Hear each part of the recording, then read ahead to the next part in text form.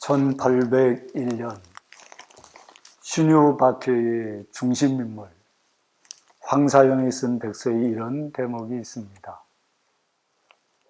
1800년 경신년에 부활절을 맞아서 개를 잡고 술을 빚어가지고 한동리 교우들과 함께 산골 오솔길에서 모여 큰 소리로 부활 삼종 기도를 외우고 바가지와 술통을 두드려 장단을 맞추며 노래를 불렀습니다. 이렇게 해가 다 저물도록 계속하였습니다. 당시로서는 생각할 수도 없는 상놈과 양반이 모든 것을 뛰어넘어서 오직 믿음으로 예수님의 부활을 함께 기뻐하였던 것입니다. 그들은 목숨까지도 걸 만한 기쁨이 충만했던 것입니다. 우리 주님의 부활을 믿는 믿음이 그들을 그렇게 살게 만들었던 것입니다. 그들은 신유 박해 때 대부분 순교의 영광을 얻었습니다. 우리 제주도 대정에 있는 정마리암 묘소의 주인공 정남주는 이 황사영의 부인입니다. 어떻게 주님의 부활이 이렇듯 큰 기쁨으로 다가오는 것입니까? 어떻게 주님의 부활이 모든 것을 걸고 삶의 모든 것을 바꿀 만한 능력이 되는 것입니까? 여러분들이 믿는 부활은 그런 부활입니까? 처음 교회도 이런 과제의 직면에 있었습니다. 모든 오늘의 말씀은 그런 성도와 교회들이 그런 과제를 감당하게 하시는 말씀이라 하겠습니다. 예수님의 12 제자 중 도마를 다시 생각해야 하겠습니다. 흔히들 도마를 의심쟁이라고 하죠. 의심이 많은 사람, 잘 믿지 않는 사람. 정말로 도마는 매사에 의심만 많고 까탈스러운 그런 사람이었습니까? 쓸데없는 고집이나 부리는 그런 사람이었습니까? 아닙니다. 그건 터무니없는 오해이고 심각한 왜곡입니다. 도마의 말은 요한복음에 2번 기록이 되어 있습니다. 요한복음 11장 16절, 14장 5절 이 말씀들 찬찬히 살펴보면 도마는 아주 솔직하고 이성적인 사람이었습니다. 무엇보다도 예수님께 아주 신실하고 정직한 사람이었습니다. 다른 사람들을 이끌 만한 리더십도 엿보이는 그런 사람이었습니다. 그 점에 있어서 베드로 못지않은 그런 성품을 지닌 사람이었다고 하겠습니다. 도마에 진솔한 질문이 없었다면 예수님의 그 유명한 말씀, 내가 곧 길이요 진리요 생명이니 나로 말미암지 않고는 아버지께로 올 자가 없느니라 하는 이 말씀도 없었을지도 모르겠습니다. 도마는 아주 진솔하게 모르는 것은 모르는 것으로 어물쩍 넘어가지 않고 그렇게 물었던 것입니다. 예수님이 부활하신 날 모여있던 제자들에게 오셨을 때 마침 도마는 그 자리에 없었습니다. 다른 10 제자들은 부활하신 예수님을 만나고 예수님께서 부어주시는 평강과 사명과 축복으로 기쁨이 충만했습니다.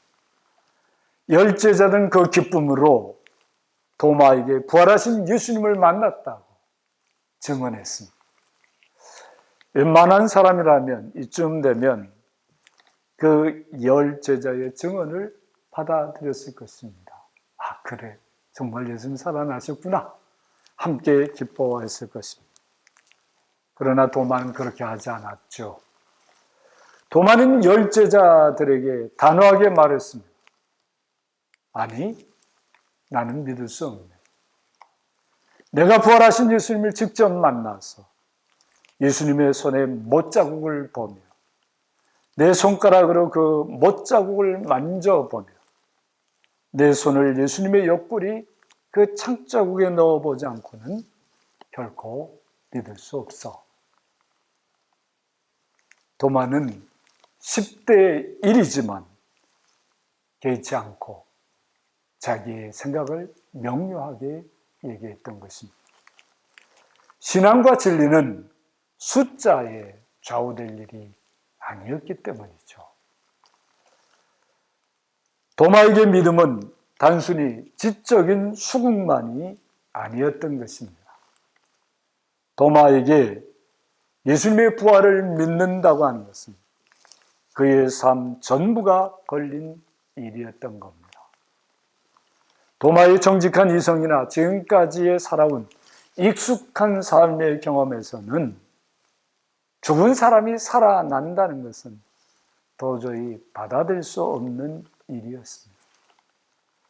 도마에게는 예수님이 십자가에서 죽은 것만은 너무나도 확실하고 선명한 사실이었죠.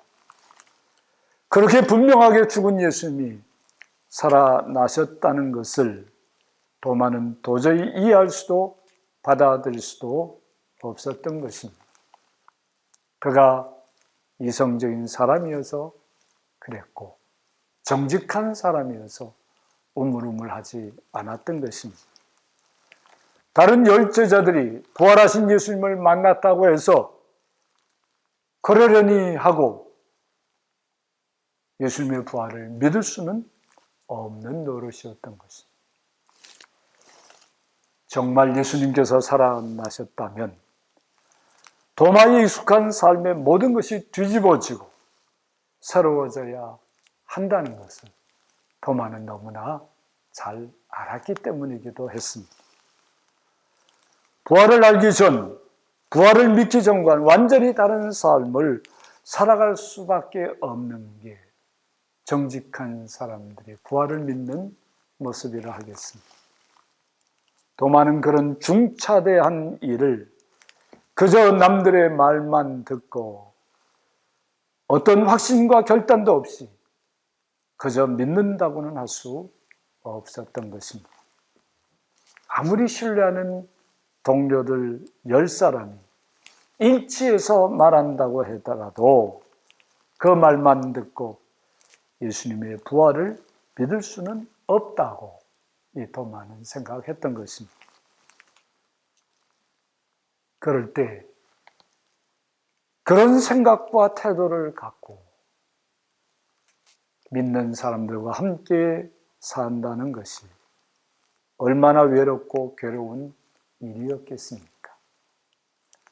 친한 10사람이 기뻐하는데 거기에 동참하지 못한다고 하는 것이 얼마나 힘들고 압박받는 일이었는지 쉽게 짐작할 수 있습니다.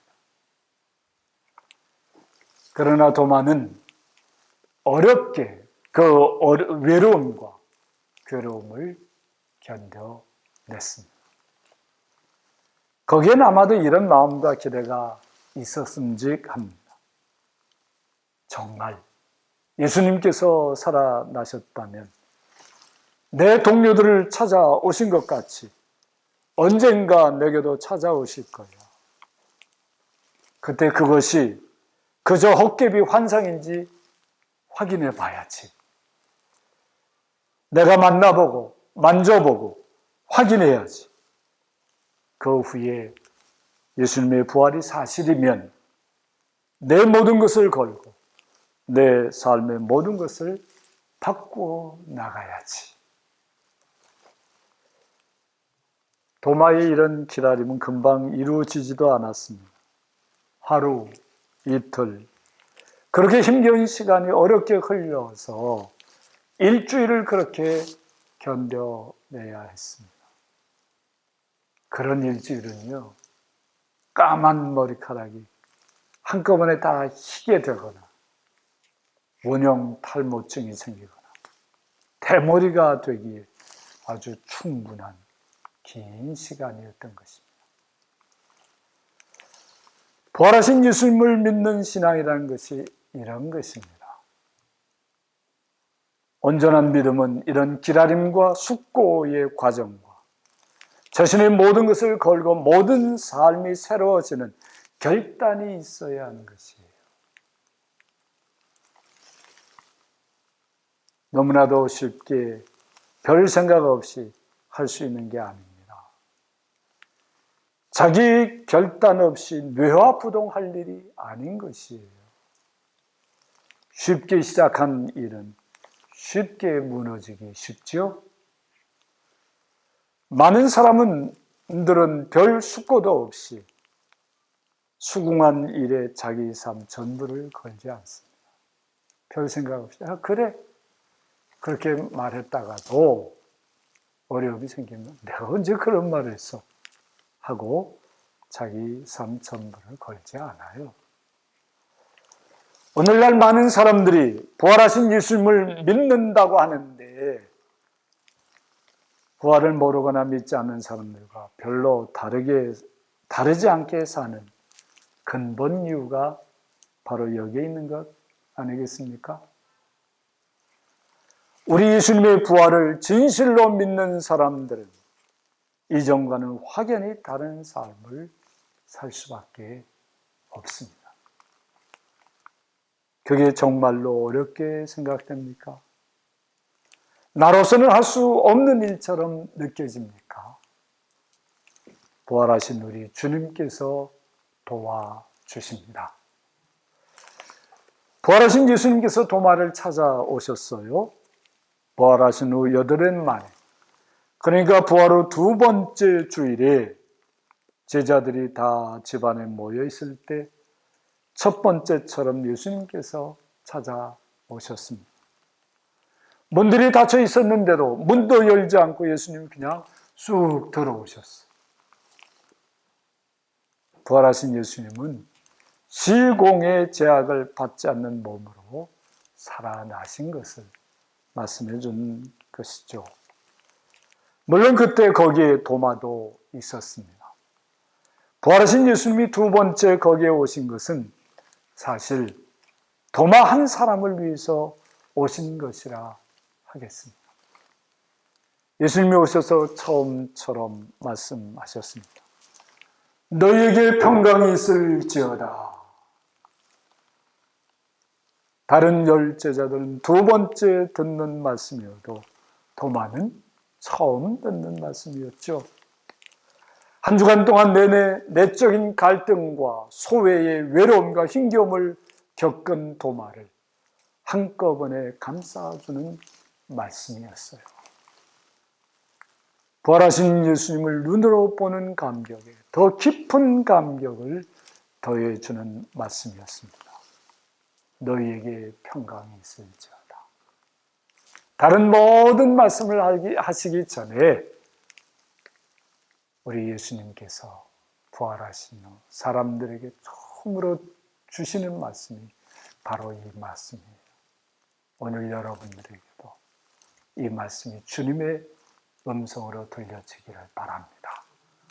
너희에게 평강이 있을지어다. 이 말씀을 듣는 도마의 마음이 어땠을까요? 굳이 말할 필요가 없겠죠? 도마에게 평강을 부어주시면서 부활하신 예수님은 도마에게 말씀하셨습니다. 내 손가락을 이리 내밀어 내 손을 보고 내 손을 내밀어 내 옆구리에 넣어보라. 그리하여 믿음 없는 자가 되지 말고 믿는 자가 되라. 믿는 자가 되라. 이래전에 도마가 한 말 그대로 도마에게 말씀해 주신 거예요. 이 말씀을 들으며 도마는 무슨 생각을 했을까요?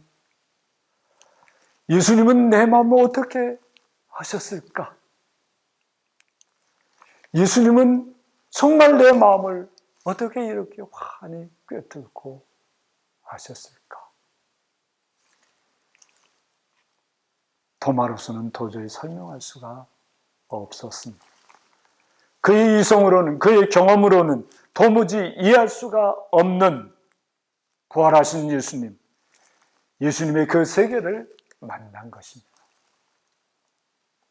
도마는 자신의 모든 것을 압도하시면서 다가오시는 그 예수님 앞에 서게 된 것이에요.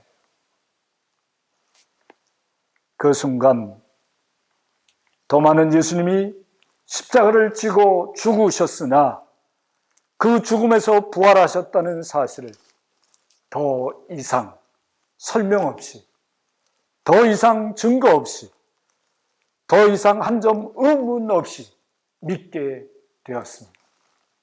그건 논리적인 규결이 아니었습니다. 그냥 한순간에 그 압도해 오시는 주님 앞에서 그렇구나, 정말 살아나셨구나, 이 깨달음이 이 도마 전체를 감싸게 됐던 것이죠. 사실 예수님의 부활은 사람의 말이나 이성으로 설명할 수 있거나 증명할 수 있는 것이 아닙니다. 그렇죠? 도마는 그저 자신이 믿음이 없는 사람에서 믿는 사람으로 바뀌었다는 사실을 알게 될 뿐이었어요. 그것이 어떻게 그렇게 됐는지 그건 설명할 수가 없었던 거죠. 그러나 이제는 믿지 않던 사람에서 예수님의 부활을 믿는 사람이 되었다는 사실, 그것을 알게 되었던 것입니다. 그래서 마침내 도마는 위대한 신앙 고백을 합니다. 예수님의 부활에 대한 첫 번째 신앙 고백인데요. 무엇입니까? 나의 주님이시여 나의 하나님이십니다. 도마는 더 이상 예수님의 손에 못자국을 만져볼 필요가 없었습니다. 예수님의 옆구리에 손을 넣어볼 필요도 없었습니다. 그저 감격과 기쁨으로 이렇게 고백할 뿐이었어요. 할렐루야. 나의 주님이라는 고백은 십자가에서 죽으시고 부활하신 예수님은 자신의 생명과 삶의 유일한 주인이시며 자신의 삶의 전부이심을 선포하는 말입니다. 자신의 생명과 삶이 예수님 손에 달려있음을 고백하면서 예수님께 자신의 삶 전부를 맡긴다는 고백이에요. 나의 주님. 이 말 속에 그런 고백이 들어있는 거예요. 동시에 나의 하나님이라는 고백에는 십자가에 달려 죽으셨다가 부활하신 예수님은 바로 하나님이시라는 선언이 담겨 있는 것이죠. 예수님의 십자가와 부활이 우리 자신을 위한 하나님의 역사이라는 것을 그렇게 선포하는 것입니다. 나의 주님, 나의 하나님. 부활하신 예수님께 드리는 가장 완벽한 신앙 고백인 것입니다. 바로 우리들 모두의 신앙 고백이어야 할 고백입니다. 나의 주님, 나의 하나님. 도마 이후 부활하신 예수님이 여러 예외적인 경우를 제외하곤 도마에게 나타나신 것처럼 성도들에게 나타나신 적이 없습니다. 그렇지만 지금까지 수많은 사람들이 비록 도마와 같은 그런 체험을 하지 않았으면서도 도마 못지않게 부활하신 예수님을 나의 주님, 나의 하나님으로 고백하며 믿음의 삶을 살아가고 있습니다.